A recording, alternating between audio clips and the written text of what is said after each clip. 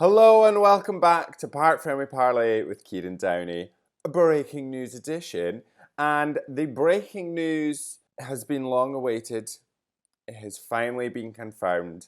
And Red Bull Racing and Sergio Perez have confirmed that they will be parting ways with immediate effect. Finally, it's like this has been the most drawn out year and a half ever. Because in 2023, when he fell off a cliff, we were all talking about they're never going to sign him again. They're never going to sign him. They're never going to extend his contract. He'll do 24. He'll be out. Because he did manage to bounce back a little bit and he did get his second in the championship by the skin of his teeth. Then we came to this year and he obviously got re-signed and we all thought, mental. And then Danny Rick got dropped and we were like, you're dropping Danny Rick for reasons that you should also be dropping Checo for, but nothing. And it was a whole back and forward, and it was, as I said before, it was like tennis balls going back and forward between Red Bull, between Perez. There was so many other drivers that we were like, should actually be getting a chance there.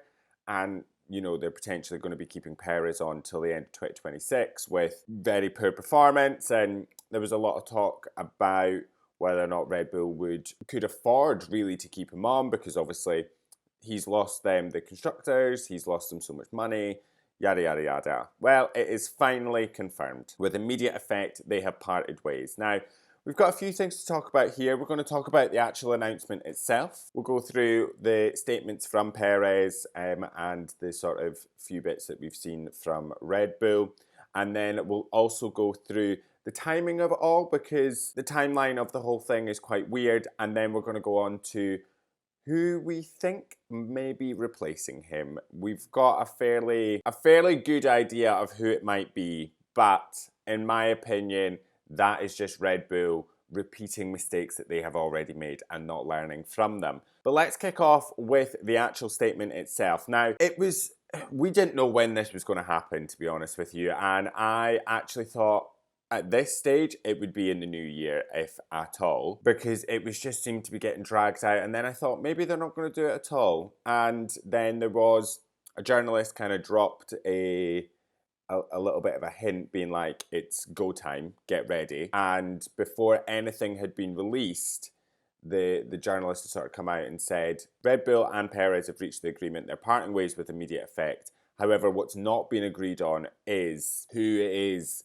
going to be announcing it first. Now, why there was ever this kind of back and forward, maybe, I don't really understand it, to be honest with you. Like, at the end of the day, the announcement's going to come out, and regardless of who posts it first, people are going to form their own opinions. And I honestly was like, at this rate, go and just press post, get the post out, and let's just be done with it. And then shortly after this all sort of came out, we got the confirmation from Sergio himself that he would be leaving the Red Bull team, with a message saying, after 4 incredible seasons together, Oracle Red Bull Racing and Sergio Perez have reached an agreement to part ways.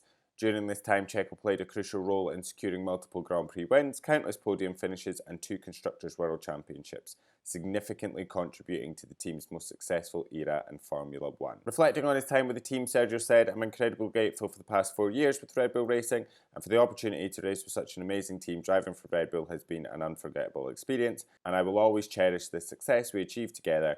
We broke records, reached remarkable milestones, and I've had the privilege of meeting so many incredible people along the way. He goes on to thank the team and all the sort of people that he's worked with. He said it's an honour to have driven alongside someone like Max. He goes on to say thank you to the fans, especially the Mexican fans that have had such a huge dedication towards him. And then at the very end he says, remember, never give up. And do you know something? It is a very lovely message, I will say that. It's what we all knew this was coming. It was never a surprise.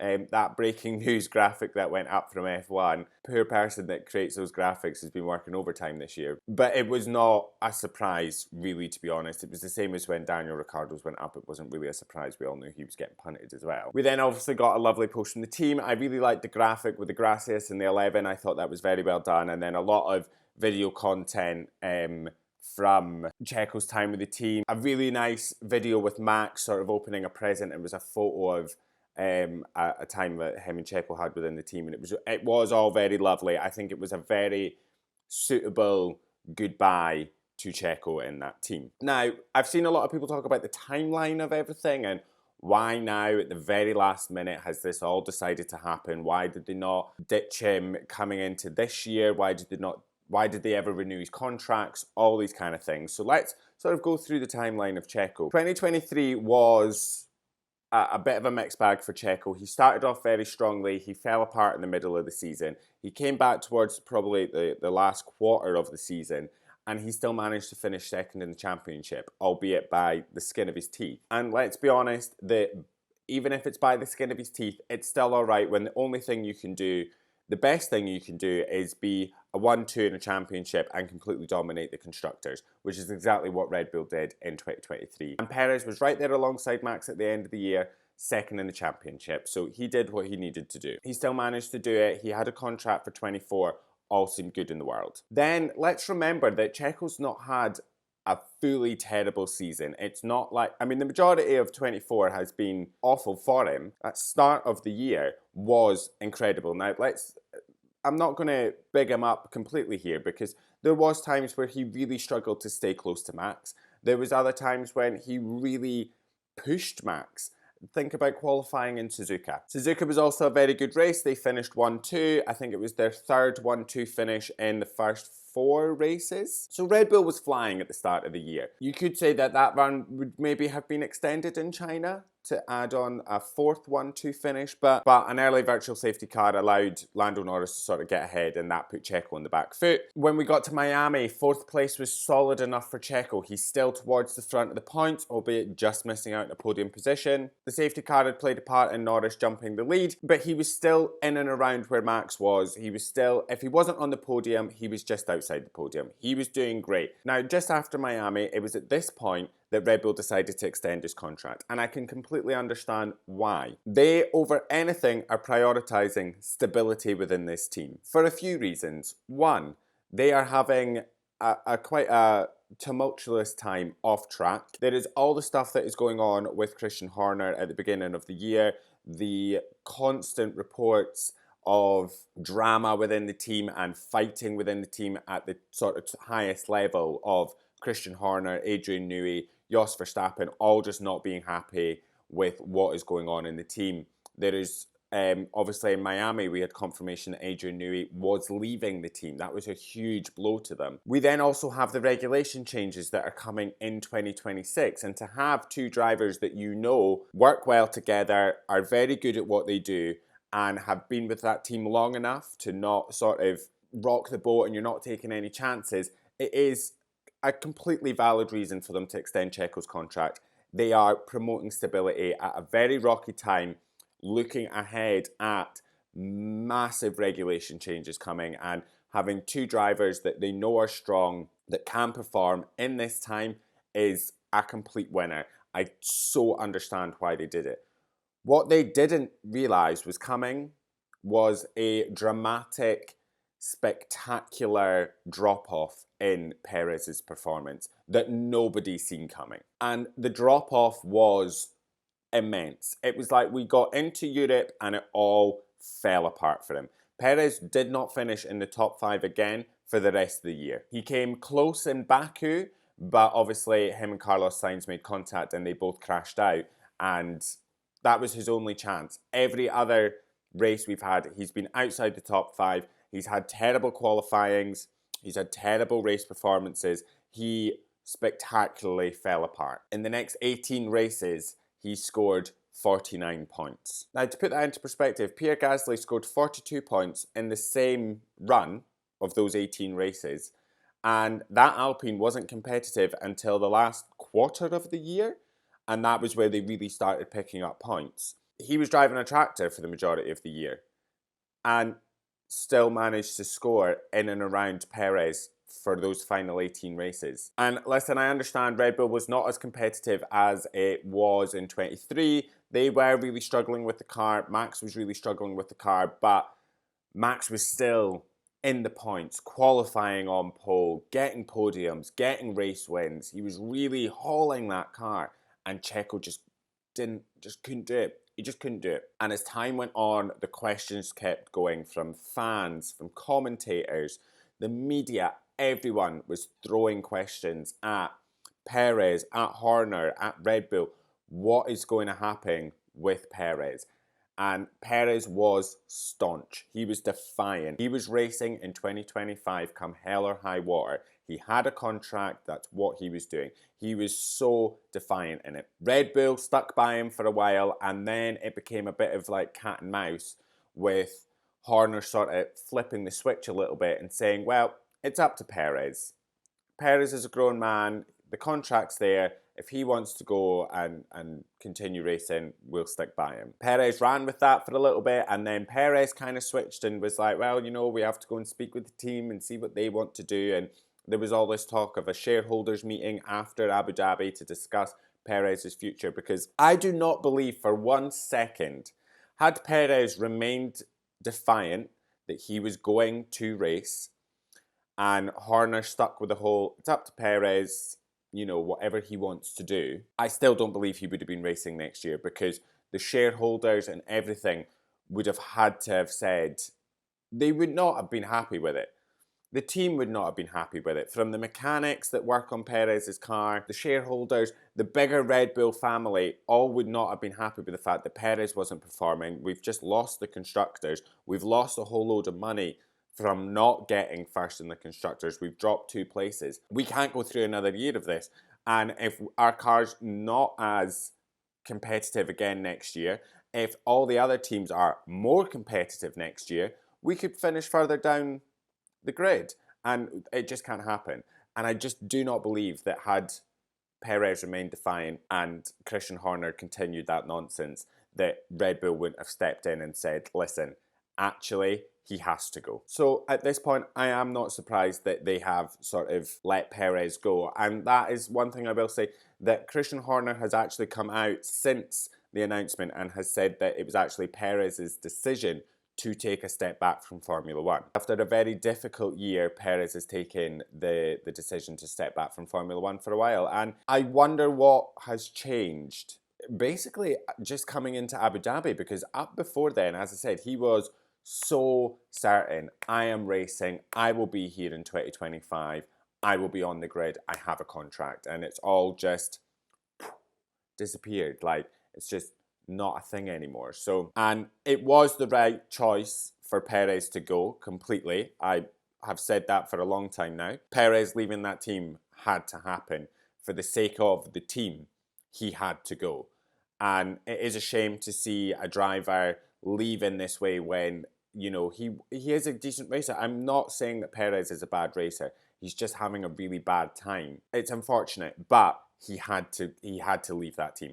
They had to get him out because they couldn't afford to go through another year of this. Here is where I believe that Red Bull is about to make a very big mistake.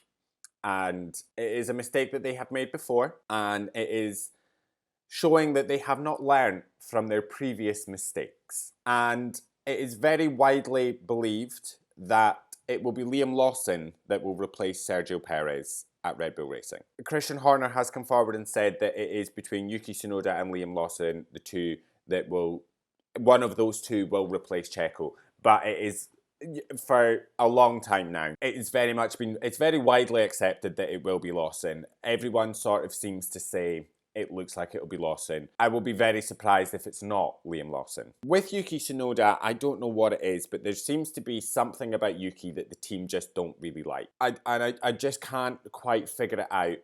He has, in my mind, Yuki is the right driver to put into that seat right now. He has done his time at Red Bull's sister team.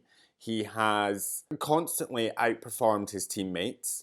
He has become a much better driver from when he first joined. He has become a much more rounded driver. He's not as explosive. He still has his moments, but I mean, so does Max. And a lot of them say, I say a lot of them, Helmut Marko has said that, you know, Yuki doesn't have the right sort of attitude for Red Bull, and, you know, he's too dramatic and explosive. And I'm like, okay, what do you call Max Verstappen? Because as soon as things weren't quite going right for Max, he kicked off. And think about, was it Hungary where he spectacularly exploded over the radio consistently throughout the race. From strategy to whatever it was, he lost his mind. That everyone seems to put as a championship winner's mentality, but when it's Yuki Tsunoda, it's seen as differently. It's seen as an immaturity and all this kind of stuff from the team. And listen, I was all right there saying that is immature when he was doing things like dive bombing Daniel Ricciardo on the cool down lap after the race in Bahrain at the beginning of the year. I was like, that's ridiculous. What are you playing at? And if they were to go with Yuki, I believe that they would be doing what they did when they put Perez into the seat. They had somebody that had been in Formula One for a while. They were a race winner with Perez anyway, was a race winner with Racing Point, Force India. Podium sitter, like, he was a decent driver. They gave him the chance. They had a fantastic time together. It's just ended a bit poorly. To me, putting Yuki Tsunoda in would be doing that as well. A driver that you know has been decent, you know what you're getting, he's done his time in the sister team, put him in, let's run him. Just give him a year.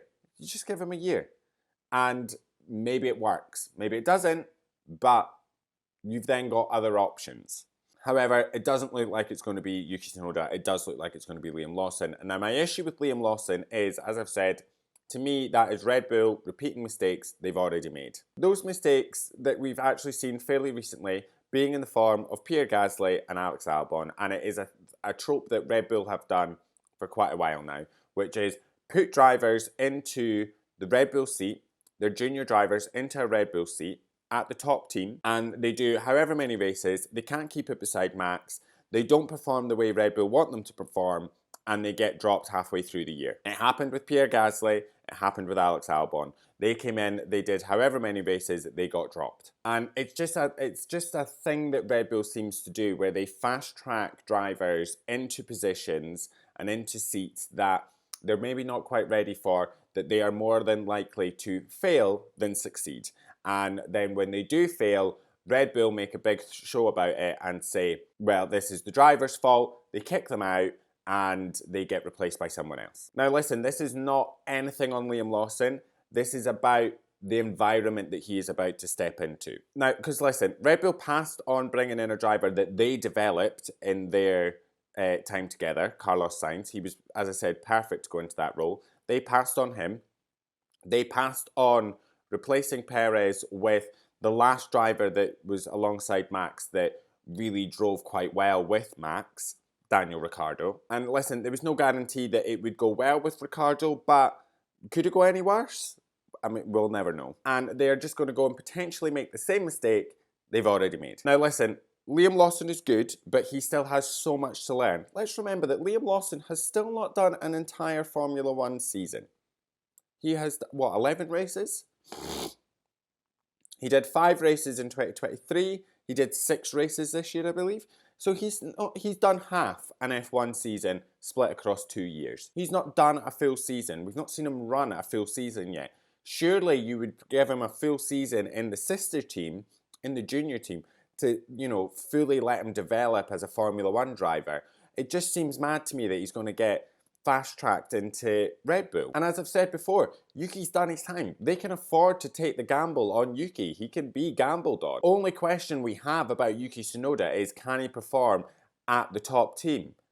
We may never know, actually, to be quite frank. We may never know. And listen, if he were to struggle, as I've said before, it would answer that question, and they still have Liam Lawson there. They could switch the drivers out. I just don't think, it just appears that they've not learned from their own errors. And as I said, that it's never their fault when the drivers don't succeed. When Pierre Gasly or Alex Albon got fast-tracked into that team, didn't succeed, it was the finger of blame was pointed at them, not they're not ready to be part of this team to drive in this seat. And we've fast-tracked them, we've put such a high expectation on them, and they weren't quite ready to perform.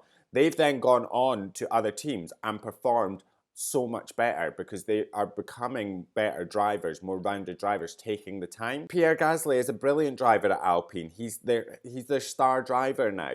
Alex Albon's doing decent in Williams. I mean, I can't quite figure out whether Williams is an enigma to me because they're just so dead set on being shit at the moment to be better in the future that I just can't quite get a gauge. But he is a good driver, I will say that. He is a very good driver. But the past 3 drivers that we've put beside Verstappen have all failed. Gasly failed, Albon failed, Perez has now failed. Listen, it's all varying degrees, don't get me wrong, and I'm not saying it's a Verstappen thing. I just think it's a very difficult job to go and do. Now listen, Liam Lawson may go in and buck that trend and perform brilliantly. However, history is very much against him. All this being said, we've got no idea who it's going to be.